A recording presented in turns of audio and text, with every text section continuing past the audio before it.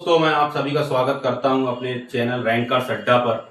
आज मैं current affair की क्लास आपके लिए लेकर आया हूं।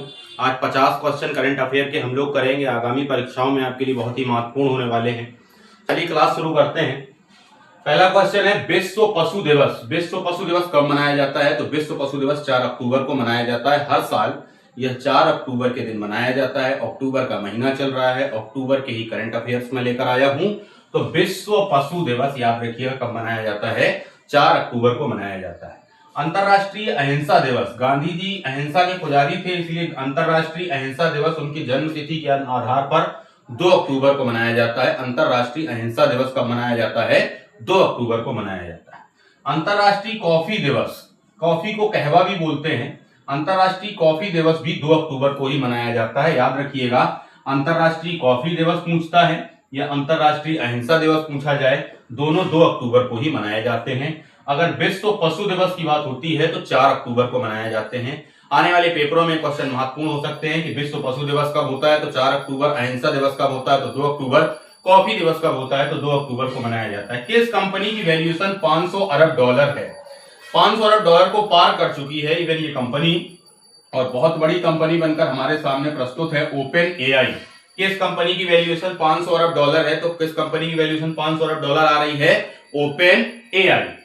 आईएसएसएफ जूनियर विश्व कप में भारत का कौन सा स्थान रहा? ये भारत में ही होने वाला विश्व कप था आईएसएसएफ जूनियर, जिसमें भारत का प्रथम स्थान रहा है। भारत को 26 पदक इसमें देखने को मिलते हैं। भारत को कितने पदक मिले हैं? 26 पदक देखने को मिले हैं। 2 प्रकार के क्वेश्चन इसमें पूछे जा सकते हैं कि आईएसएसएफ जूनियर विश्व कप कहां पर हुआ?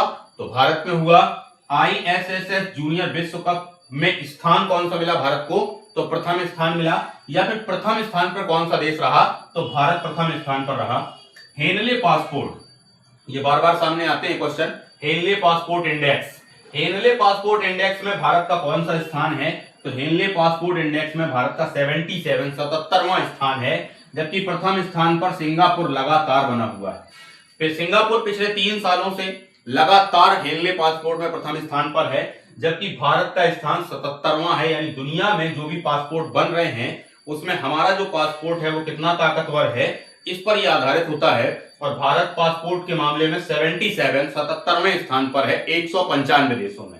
अगर बात करते हैं कि भारत की साक्षरता दर कितनी हो गई है, तो आपको जानकर खुशी होगी, बस साक्षरता दर ही हमारी बढ़ रही है। भारत की साक्षरता दर, लिटरेसी रेट 80.9 हो चुका है। 63 हुआ करता था कभी, फिर 72, 75, 79, अब 80.9 पर हम लोग पहुंच गए हैं। यानी 100 में 80 लोग पढ़े हुए हैं, 81 लोग पढ़े लिखे हैं। भारत की साक्षरता दर 80.9% है। भारत में कुल कितनी रामसर स्थल हो गए हैं? रामसर साइट्स बार बार पूछी जाती है, संख्या बढ़ती रहती है। तो भारत में रामसर साइट्स जो है वो 93 है इस समय। कितनी है? 93। ताजमहल भी रामसर साइट है जो 1983 में शामिल की गई थी। लाल किला भी रामसर साइट है जो 1983 में ही शामिल किया गया था। विश्व प्रेस सूचकांक 2025, प्रेस स्वतंत्रता पर आधारित ये सूचकांक होता है, इंडेक्स होता है। वर्ल्ड प्रेस इंडेक्स सूचकांक भी बोलते हैं। विश्व प्रेस सूचकांक 2025 में भारत का कौन सा स्थान है? 151 पर 151वां स्थान है। विश्व प्रेस सूचकांक में भारत का 151 151वां स्थान है, जबकि नॉर्वे फर्स्ट में है। नॉर्वे इसमें फर्स्ट पे बना हुआ है। विश्व प्रेस सूचकांक इंडेक्स में भारत 151 है, नॉर्वे फर्स्ट पे है। 18वां ब्रिक्स समिट, 18वां ब्रिक्स समिट कहां होने वाला है? तो 18वां ब्रिक्स समिट भारत में होने वाला है। 18वां ब्रिक्स समिट भारत में होने वाला है। ब्राजील, रसिया, इंडिया, चाइना, साउथ अफ्रीका, 5 देशों का संगठन है। ब्राजील, रसिया, इंडिया, चाइना, साउथ अफ्रीका, 5 देशों का संगठन ब्रिक्स। और ब्रिक्स का 18वां समिट कहां पर है? इंडिया में हुआ है या इंडिया में होने वाला है। ब्रिक्स का 18वां समिट। आगे क्वेश्चन पे हम बात करते हैं। ये पहले 10 क्वेश्चन हुए, मैं 50 क्वेश्चन आपके लिए लेकर आया हूं। ध्यान से इस क्लास को पढ़ते रहिए ताकि आपको आगामी पेपरों में सफलता हासिल हो सके। जो भी कुछ मदद मेरे वीडियो से आपको मिल जाए उसको आप कमेंट बॉक्स में जरूर लिखें। कमेंट बॉक्स में वो चीजें भी लिखें जो आप और भी पढ़ना चाहते हैं। कौन सी वीडियो मैं लेकर आऊं जिसको आप पढ़ना चाहें उसके बारे में भी आप बता सकते हैं। अगले क्वेश्चन की हम लोग बात करते हैं। यूपीआई, भारत का जो यूपीआई है वो कितने वीजा नाम का एक ट्रांजैक्शन मेथड है उससे भी आगे निकल चुका है। वीजा नाम का ट्रांजैक्शन मेथड सबसे ऊंचा ट्रांजैक्शन मेथड रहा, सबसे ज्यादा उसी से ट्रांजैक्शन होता था। अब यूपीआई जो इंडिया का है वो बहुत आगे निकल चुका है वीजा से। अगर हम यूपीआई की बात करते हैं तो यूपीआई इस समय 65 करोड़ लोगों के द्वारा इस्तेमाल किया जा रहा है। 65 करोड़ प्लस मैं लिख सकता हूं, 65 करोड़ लोगों के द्वारा इस्तेमाल किया जा रहा है, जबकि वीजा इस समय मात्र 45 करोड़ लोगों के द्वारा इस्तेमाल किया जा रहा है। यूपीआई मेथड कैश ट्रांजैक्शन के लिए होता है। कैश ट्रांजैक्शन में सबसे आगे इस समय इंडिया का स्थान है। 65 करोड़ लोग इसका इस्तेमाल कर रहे हैं। आगे की बात करते हैं। अगर हम लोग बात करते हैं एशिया कप की, तो 9वीं बार हमने एशिया कप जीता है। कि कौन सी बार एशिया कप जीता है? 9वीं बार हमने एशिया कप को जीता। 9वीं बार एशिया कप जीता किसने? इंडिया ने जीता, भारत ने जीता। किसको हराकर जीता?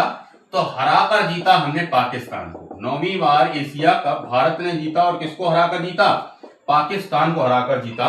पाकिस्तान के लोग कह रहे हैं या पाकिस्तान की मीडिया में यह बताया जा रहा है, ऐसी बातें करते हैं कि YouTube से वीडियो हटा दिए जाएं तो पाकिस्तान के पास ही ट्रॉफी है।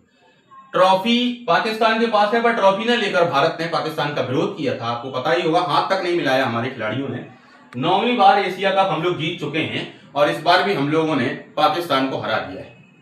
पाकिस्तान के बारे में मैं क्या ही बोलूं, कोई फायदा नहीं है बोलने से, क्योंकि खत्मिस्तान है, कब्रिस्तान है या फिर पाकिस्तान है, बात एक ही है। खत्म होने को आया है पर बेईमानी नहीं छोड़ता है। अगली बात हम लोग करते हैं, एक मिसाइल का परीक्षण हम लोगों ने किया है, अग्नि-P मिसाइल। कौन सी मिसाइल है? अग्नि-P मिसाइल। अग्नि-P मिसाइल का परीक्षण किसने किया? तो अग्नि-P मिसाइल का परीक्षण करने वाला देश है अपना भारत। अग्नि-P नाम की मिसाइल हम लोगों ने लॉन्च की है, यानी उसका परीक्षण इस बार किया है। यह मिसाइल जो है वो रेल आधारित मिसाइल है, रेल आधारित मोबाइल मिसाइल है, रेल आधारित मोबाइल मिसाइल है। ये अग्नि-P परीक्षण जो हम लोगों ने किया है ये सैटेलाइट्स के लिए है। सैटेलाइट्स को कैसे ट्रैक हम लोग कर सकते हैं उसके लिए ये परीक्षण किया गया है। अग्नि-P इसका नाम है, याद रखिएगा। आपसे पूछ सकता है कि अग्नि-P मिसाइल का परीक्षण किसने किया है, तो अग्नि-P मिसाइल का परीक्षण भारत ने किया है। अगर हम लोग बात करते हैं चांदी के आयात की, तो 31 मार्च 2026 तक चांदी के आयात पर बैन लगा दिया गया है इंडिया में। चांदी के आयात पर बैन लगा दिया गया है इंडिया गवर्नमेंट के द्वारा। इंडिया गवर्नमेंट ने 31 मार्च 2026 तक चांदी के आयात पर, इंपोर्ट पर पूरी तरीके से बैन लगा दिया है। एक बार क्वेश्चन रिपीट कर लेते हैं। यूपीआई 65 करोड़ लोगों के द्वारा इस्तेमाल हो रहा है, सबसे ज्यादा बड़ा ट्रांजैक्शन मेथड बन चुका है। 9वीं बार पाकिस्तान, कब्रिस्तान को खत्म करके हराकर इंडिया फिर से एशिया कप को जीत गया है। अग्नि-P मिसाइल का परीक्षण इंडिया में किया गया है। ये रेल आधारित मोबाइल मिसाइल है। 31 मार्च 2026 तक कौन से मेटल के आयात पर बैन लगा दिया गया? 31 मार्च 2026 तक चांदी के आयात पर बैन लगा दिया गया है। आगे पढ़ते हैं, आगे की बात करते हैं। अगर मैं बात करता हूं global AI index, global AI index आया है। ग्लोबल एआई इंडेक्स में कौन सा देश प्रथम स्थान पर है? तो ग्लोबल एआई इंडेक्स में प्रथम स्थान पर रहने वाले देश का नाम आप कमेंट बॉक्स में जल्दी से टाइप कर सकते हैं। Global AI index. अगर हम लोग ग्लोबल एआई इंडेक्स की बात करते हैं तो ग्लोबल एआई इंडेक्स में प्रथम स्थान पर रहने वाले देश का नाम बताना है, तो नाम है Singapore. Singapore global AI index में प्रथम स्थान पर देखने को इस समय मिल रहा है। ग्लोबल एआई इंडेक्स में 2025 का ये आंकड़ा है। 2025 में प्रथम स्थान पर कौन है? तो सिंगापुर इस समय प्रथम स्थान पर है ग्लोबल एआई इंडेक्स में। अगर हम लोग बात करते हैं कि भारत और सिंगापुर के बीच में कौन सी एक्सरसाइज होती है, कौन सा युद्धाभ्यास होता है, तो उसका नाम है सिम्बैक्स।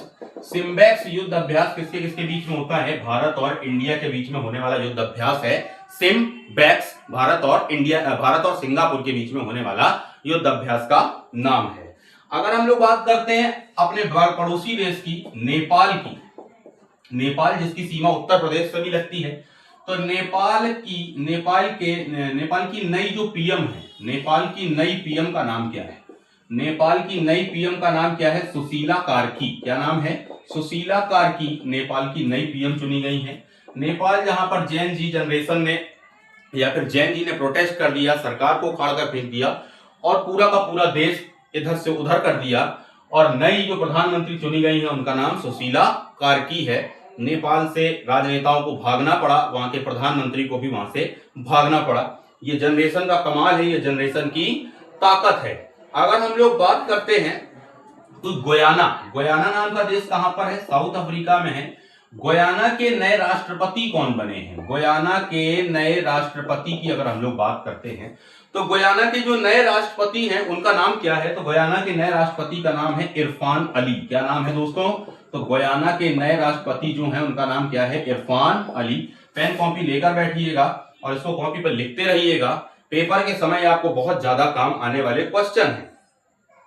अगर हम लोग अगले की बात करते हैं तो भारत और ऑस्ट्रेलिया ने जैविक उत्पादों पर एमओयू साइन किया है। जैविक उत्पादों पर एमओयू साइन करने वाले जैविक उत्पादों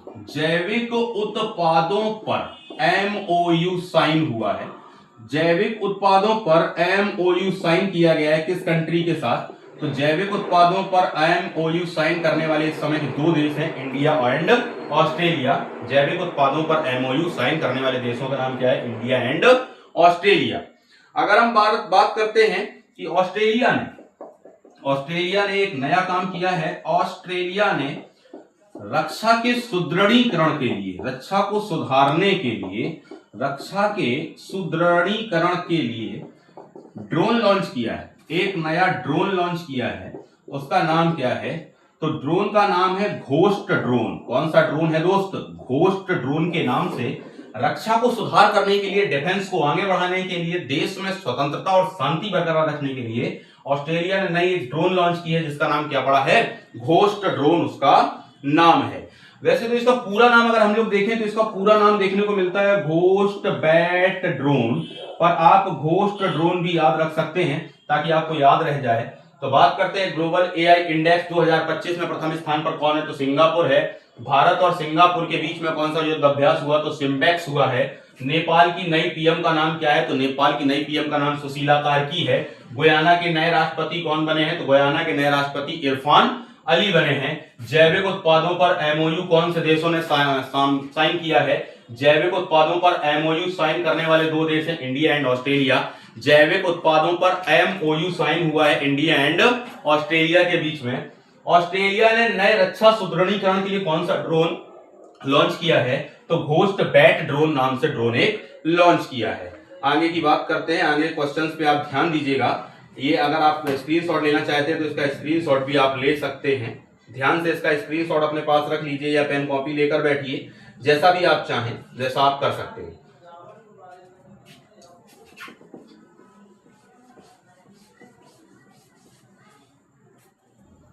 बात करते हैं दोस्त मिचेल स्टार्क। मिचेल स्टार्क जो ऑस्ट्रेलिया के खिलाड़ी हैं ने T20 से संन्यास ले लिया है।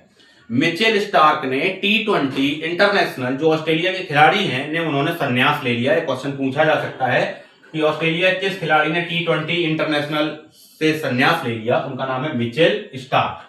ऑस्ट्रेलिया तथा जापान ने एक एमओयू साइन किया है युद्धपोतों के लिए।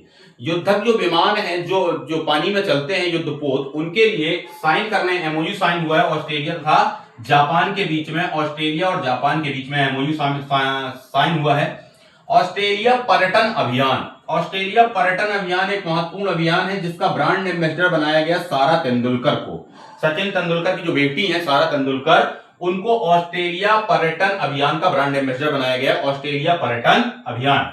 ऑस्ट्रेलिया तथा इंडिया के संबंध सलाहकार किसको चुना गया है? ऑस्ट्रेलिया और इंडिया के बीच में जो भी रिलेशंस हैं उनके लिए सलाहकार चुना गया है स्टीव वा को। स्टीव वा नाम के व्यक्ति को ऑस्ट्रेलिया और इंडिया का संबंध सलाहकार चुना गया है। पाटा गोल्ड अवार्ड किसके लिए है दोस्तों? पर्यटन के लिए है। पाटा गोल्ड अवार्ड पर्यटन के लिए किसको मिला है? केरला को मिला है, जिसका लिटरेसी रेट सबसे ज्यादा था 100%, जो पूर्ण डिजिटल राज्य भी बन चुका है, पूर्ण डिजिटल भी है केरला। और पाटा गोल्ड अवार्ड भी पर्यटन के लिए किसको मिला है? केरला को देखने को मिला है। पाटा गोल्ड अवार्ड याद रखिएगा। भारत का पहला पूर्ण डिजिटल साक्षर राज्य, वही बात आ गई, भारत का पूर्ण डिजिटल साक्षर राज्य किसको चुना गया है? केरला को। भारत का पूर्ण डिजिटल साक्षर राज्य है केरला। मीठे पानी की केकड़ा की प्रजाति, मीठे पानी की केकड़ा की प्रजाति किस राज्य में देखने को मिली है? तो केरल में देखने को मिली है। मीठे पानी की केकड़ा प्रजाति केरल में देखने को मिल रही है। 11वां मालाबार नदी महोत्सव, बहुत इंपॉर्टेंट क्वेश्चन है। 11वां मालाबार नदी महोत्सव कहां पर मनाया जा रहा है? केरल में मनाया गया, अक्टूबर में मनाया जा रहा है, अभी चल रहा है। 11वां मालाबार नदी महोत्सव केरला।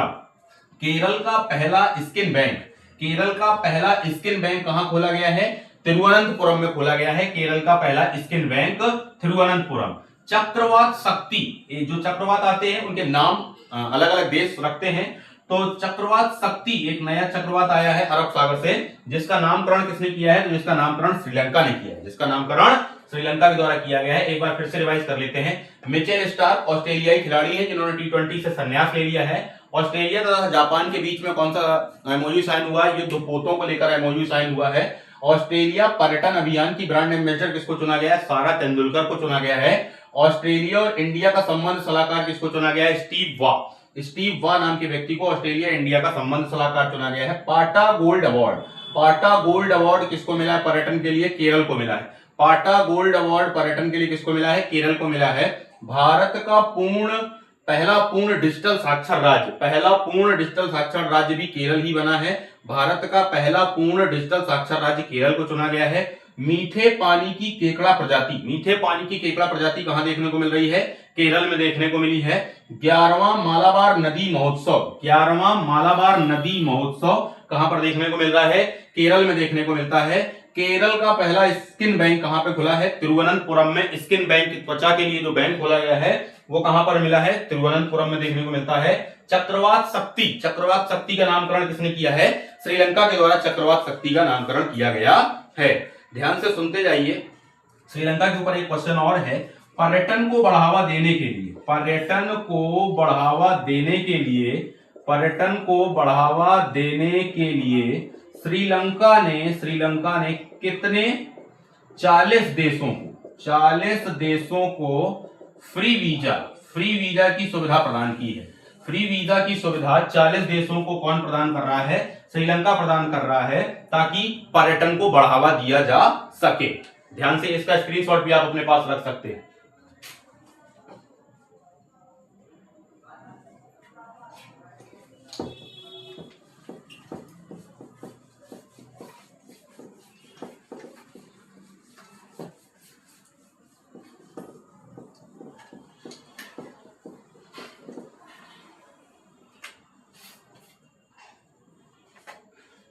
तीन दिवसीय कठपुतली महोत्सव, 3 दिवसीय कठपुतली महोत्सव कहां मनाया गया?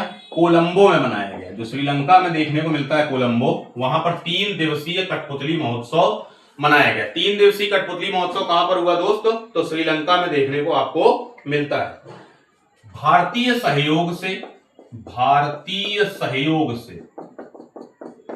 हिंदी पाठ्यक्रम लागू करने वाला देश, भारतीय सहयोग से हिंदी पाठ्यक्रम लागू करने वाले देश का नाम भी श्रीलंका ही है। भारतीय सहयोग से हिंदी पाठ्यक्रम लागू करने वाले देश का नाम भी दोस्त क्या है? समय श्रीलंका है। ये क्वेश्चन श्रीलंका से ही आ सकते हैं। आगे अगला क्वेश्चन हम लोग बात करते हैं कटाग मामा महोत्सव।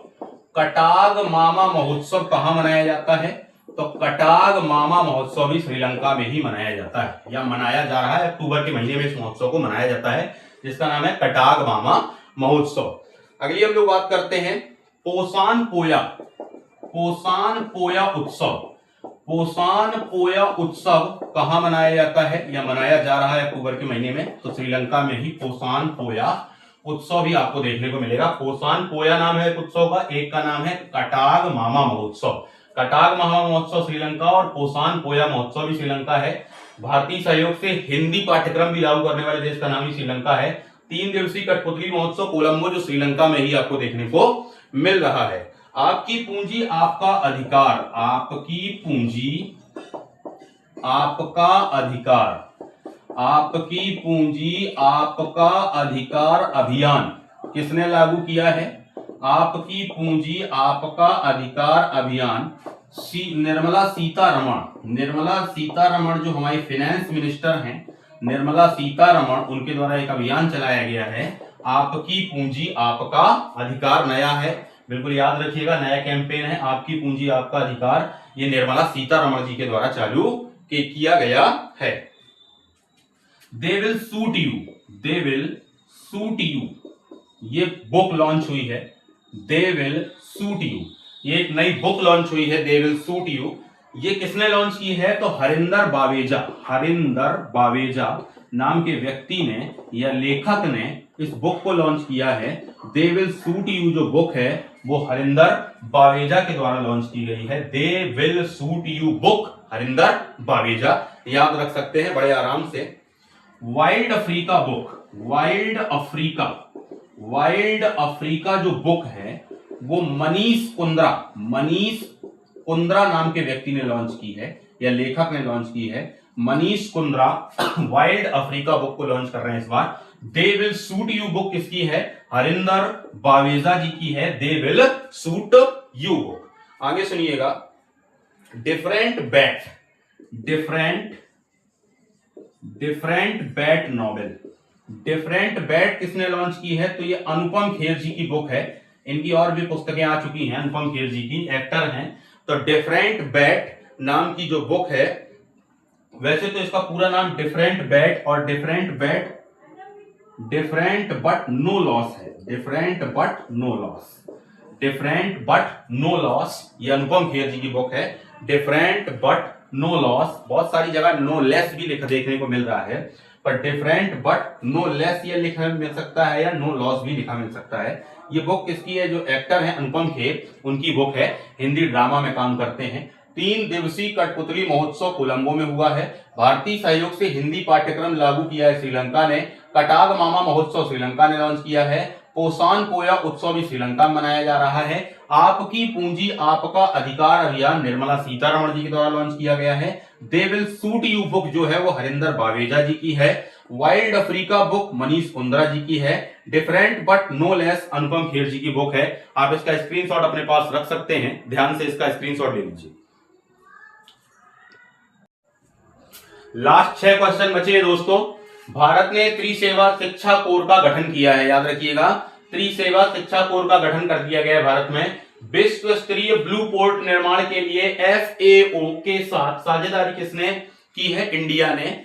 विश्व स्तरीय ब्लू पोर्ट, हमारे यहाँ अब ब्लू पोर्ट बनाए जाएंगे, बहुत बड़े बड़े विश्व स्तरीय वर्ल्ड लेवल के ब्लू पोर्ट बनाए जाएंगे, और वो किसके साथ? FAO के साथ हमने साझेदारी यानी MOU साइन कर लिया है। भारत ने सैटेलाइट ट्रैकिंग स्टेशन स्थापित करने के लिए MOU साइन किया है। भारत ने सैटेलाइट ट्रैकिंग स्टेशन स्थापित करने के लिए MOU साइन किया है मॉरिशस के साथ। मॉरिशस के साथ इंडिया का सैटेलाइट ट्रैकिंग स्टेशन स्थापित होगा, इसके लिए MOU साइन हो चुका है।